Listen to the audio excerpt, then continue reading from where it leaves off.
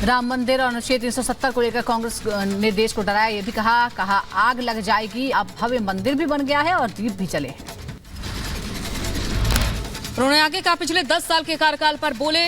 उन्होंने कहा कि 10 सालों में जो भी हुआ है वो सिर्फ ट्रेलर है और अभी तो देश को बहुत कुछ आगे लेकर जाना है। बीजेपी सरकार का तीसरा कार्यकाल होने वाला है ऐतिहासिक। 10 साल में जो हुआ वो तो सिर्फ ट्रेलर है, ट्रेलर। अभी तो बहुत कुछ करना है। बेंगलुरु के रामनगर में गृह मंत्री अमित शाह का विशाल रोड शो। चिकमंगलुरु में टी राम सर्कल तक 1.5 किलोमीटर लंबा रोड शो निकाला। बड़ी संख्या में जुटे समर्थक।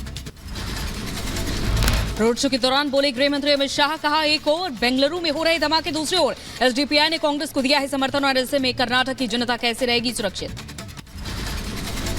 मध्य प्रदेश के शहडोल से कांग्रेस ने जेपी नड्डा पर साधा निशाना। कहा, शहडोल ने कई सालों तक झेली उपेक्षा, तुष्टीकरण, जातिवाद के नाम पर लड़े जाते हैं चुनाव। पीएम मोदी ने विकासवाद की राजनीति शुरू की। यूपी के बरेली से विपक्ष पर बरसे सीएम योगी। कहा, परिवारवादी दलों ने दंगा और कर्फ्यू पॉलिसी से विकास रोका। मोदी सरकार में सुरक्षा के साथ विकास को मिला है बढ़ावा। पीएम योगी ने 2024 के चुनाव को विकसित भारत का चुनाव बताया। कहा, परिवार प्रथम मानने वालों और राष्ट्र प्रथम मानने वालों के बीच चुनाव है। देश में सुरक्षा का माहौल देना पीएम मोदी की प्राथमिकता।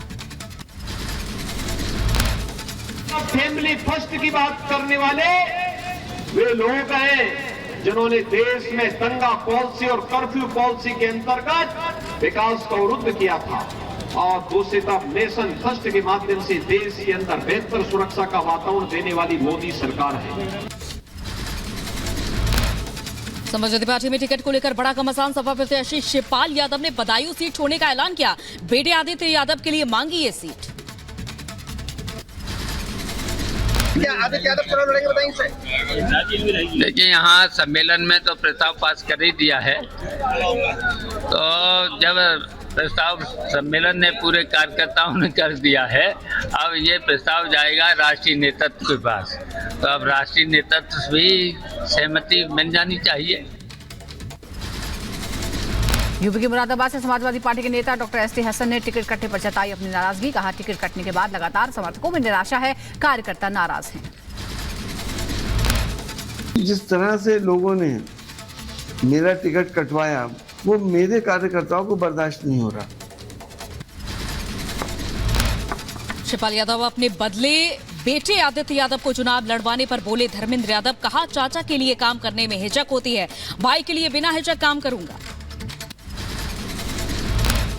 जो भी पार्टी का फैसला होगा मैं तो और मुझे खुशी होगी। चाचा के लिए काम करने में थोड़ा सा एक हिचक रहती, आदित्य के लिए और ज्यादा काम करेंगे। शिवपाल की जगह बेटे आदित्य को टिकट देने की मांग को लेकर छिड़ा सियासी घमासान। बीजेपी नेता राकेश त्रिपाठी ने कसा तंज। कहा, हाथ मलते रह जाएंगे सपाई, टिकट पाएंगे चाचा और भाई। हाथ मलते रहेंगे सपाई, टिकट पाएंगे चाचा और भाई। यही समाजवादी पार्टी की आज असलियत बची हुई है। बीजेपी पर बरसे अखिलेश यादव। कहा, विपक्ष को झूठे केस में फंसा रही है बीजेपी, जनता दिखाएगी सबक। यूपी सरकार में मंत्री सुरेश खन्ना का विपक्षी गठबंधन पर बड़ा हमला। कहा, सब मिलकर मोदी को हटाना चाहते हैं, विपक्षी नेताओं की सोच आपस में नहीं मिलती। ऐसे लोग जो आपस में एक विचार नहीं रखते, जिनकी कार्य योजना एक नहीं, केवल मोदी जी को किसी न किसी रूप में हटाना है। केंद्रीय मंत्री अनुराग ठाकुर ने विपक्ष पर साधा निशाना। कहा, भ्रष्टाचारी एक मंच पर इकट्ठा हो रहे हैं और अभी 4 भ्रष्टाचारी जेल गए हैं, 2 और जाने हैं। वो भ्रष्टाचारियों को एक मंच पर इकट्ठा करते हैं। हम भ्रष्टाचार के खिलाफ हर कार्रवाई करने के लिए जांच एजेंसियों को स्वतंत्र करते हैं। मध्य प्रदेश के जबलपुर में कैलाश विजयवर्गीय ने एनडीए की जीत का दावा किया। कहा, अब की बार 400 पार छिंदवाड़ा भी जीतेंगे। प्रकाश आंबेडकर ने बारामती सीट पर सुप्रिया सुले को अपना समर्थन दिया। प्रकाश आंबेडकर ने अपनी पार्टी का उम्मीदवार नहीं उतारा।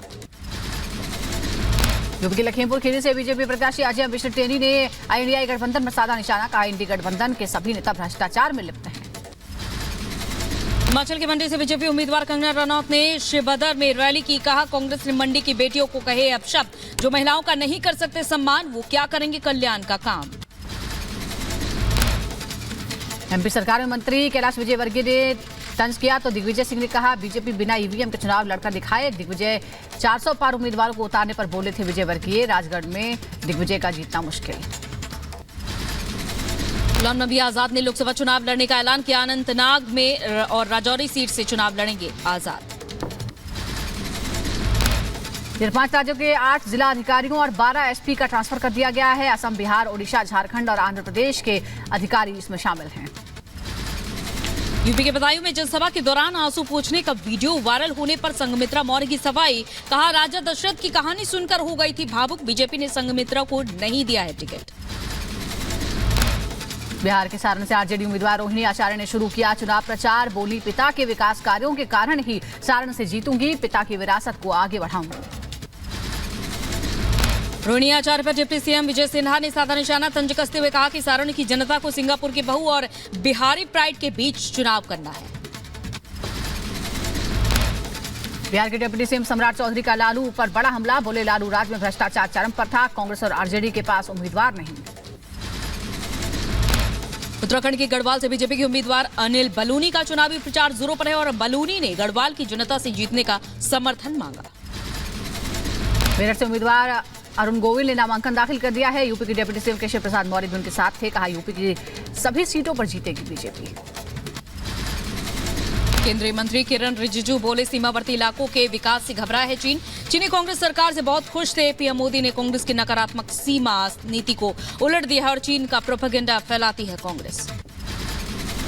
अहमदाबाद में चीन पर बरसे विदेश मंत्री एस जयशंकर। अरुणाचल प्रदेश भारत का था, है और रहेगा। किसी दूसरे देश को भारत पर टिप्पणी करने का अधिकार नहीं। कच्छाद्वीप द्वीप पर बोले केंद्रीय मंत्री हरदीप सिंह पुरी। इंदिरा गांधी और के करुणानिधि ने भारतीय क्षेत्र का एक हिस्सा पड़ोसी देश को सौंपने की साजिश रची। तत्कालीन सरकार ने राष्ट्रीय क्षेत्र की रक्षा नहीं की, बल्कि द्वीप को देना उचित ठहराया। जम्मू कश्मीर में सुरक्षा बलों को बड़ी कामयाबी मिली है। सुरक्षा बलों ने 3 आतंकी मददगारों को पकड़ा है। पाकिस्तानी हैंडलर्स के संपर्क में तीनों युवाओं को बरगलाकर आतंकी संगठन में शामिल कर रहे थे। 3 लोग अरेस्ट हो चुके हैं और रिकवरीज में कुछ पैसे उनसे मिले हैं जो उसको एक्सप्लेन नहीं कर पा रहे हैं अभी, और उससे ज़्यादा जो है वो इलेक्ट्रॉनिक और डिजिटल एविडेंस उनके खिलाफ बहुत मजबूत तरीके से हमारे पास है। यूपी के बहराइच में भी लोकसभा चुनाव को लेकर एक्शन मोड में प्रशासन। नौशहरा, रामगढ़ी पट्टी सहित कई जगहों पर पुलिस ने फ्लैग मार्च किया। यूपी के बुलंदशहर में डबल मर्डर केस के खुलासे की मांग को लेकर परिजनों और व्यापारियों ने प्रदर्शन किया। हत्यारों की गिरफ्तारी की रखी मांग। यूपी के लखीमपुर खीरी में करीब 1 दर्जन घरों में लगी भीषण आग। कड़ी मशक्कत के बाद आग पर काबू पाया गया। आग लगने की वजह अभी साफ नहीं। बिहार के मुजफ्फरपुर में भीषण अग्निकांड हुआ है। एक मासूम की झुलसकर मौत हो गई। आग से 1 दर्जन से ज्यादा घर जल गए। एक व्यक्ति के झुलसने से जख्मी हुआ है, इलाज जारी। यूपी के मऊ में एक्सप्रेसवे पर आग का गोला बना ट्रक। हरियाणा से पटना जा रहे ट्रक में लगी आग। ट्रक के से कूदकर ड्राइवर और एक शख्स ने अपनी जान बचाई। दिल्ली के सदर बाजार में भीषण आग लग गई। आग में झुलसकर 2 लड़कियों की मौत की खबर है। आग पर काबू पाया गया। यूपी के मेरठ में भीषण हादसा। रबर के गोदाम में लगी भयंकर आग। मौके पर दमकल की गाड़ियां मौजूद। यूपी के लखनऊ में पेपर मिल कॉलोनी में दुर्घटना हुई। हादसे में 2 लोगों की मौत हो गई। हादसे का सीसीटीवी वीडियो भी सामने आया। यूपी के बहराइच में गेहूं के खेत में लगी भीषण आग। आग की वजह से सारी फसल जलकर राख हुई। लोगों की सूझबूझ से आग को बुझाया गया। यूपी के मिर्जापुर में श्रद्धालुओं से भरा ट्रैक्टर पलट गया। हादसे में 2 बच्चों की मौत हो गई। कई लोग गंभीर रूप से घायल हो गए। यूपी के लखीमपुर खीरी में दिखा तेज रफ्तार का कहर। अनियंत्रित ट्रक ने ई रिक्शा में मारी टक्कर। हादसे में 1 बच्ची की मौत, 5 लोग घायल। यूपी के रायबरेली में वन विभाग की जमीन पर लगे सरपत में भीषण आग लग गई। दमकल विभाग की टीम ने कड़ी मशक्कत के बाद आग बुझाई। यूपी के बहराइच में मामूली विवाद में महिला की गला दबाकर हत्या। परिजनों ने पड़ोसी पर हत्या करने का आरोप लगाया। पुलिस मामले की जांच में जुटी। रायबरेली एम्स में तैनात सुरक्षाकर्मी की गुंडागर्दी। मरीज को सिक्योरिटी गार्डों ने बेरहमी से पीटा। वीडियो सामने आने के बाद प्रशासन में हड़कंप। हाथरस में लोकसभा चुनाव से पहले प्रशासन की बड़ी कार्रवाई। वाहन चेकिंग के दौरान कार से 5 लाख रुपए हुए बरामद। यूपी के बहराइच में संदिग्ध परिस्थितियों में घर के बाहर पड़ा मिला एक महिला का शव, वहीं मृतका का पति के घर के अंदर शव मिला। पुलिस मामले की छानबीन में जुटी। हरियाणा के रेवाड़ी में एक ही परिवार के 3 लोगों ने जहर खाकर जान दी। मां बेटी की मौके पर मौत, बेटे ने अस्पताल में तोड़ा दम। हरियाणा के पलवल में मोबाइल शोरूम पर फायरिंग करने के मामले में मुख्य आरोपी समेत 2 गिरफ्तार कर लिए गए हैं। 1 करोड़ रुपए की रंगदारी न देने पर बदमाशों ने फायरिंग की थी। हरियाणा के पलवल में बुजुर्ग महिला की पीट कर हत्या, भैंस को बांधने पर बात हुई, कहा सुनी पर पड़ोसी युवक ने हत्या की। बिहार के भोजपुर में जमीन के लिए पिता पुत्र की गोली मारकर हत्या, जमीन के टुकड़े की मांग, गांव के 2 परिवारों में चल रहा था विवाद। बिहार के भोजपुर में पिता पुत्र की हत्या करने वाले आरोपियों और पुलिस के बीच मुठभेड़ हुई। 2 बदमाशों को गोली लगी, पुलिस ने गिरफ्तार किया। यूपी बाराबंकी में स्कूल बस अनियंत्रित होकर पलट गई। हादसे में 3 बच्चों समेत एक बाइक सवार की मौत, 38 बच्चे इलाज के बाद डिस्चार्ज। उधर यूपी के बाराबंकी हादसे पर रक्षा मंत्री राजनाथ सिंह ने दुख जताया, मारे गए बच्चों समेत सभी मृतकों के परिवारों के प्रति संवेदना प्रकट की।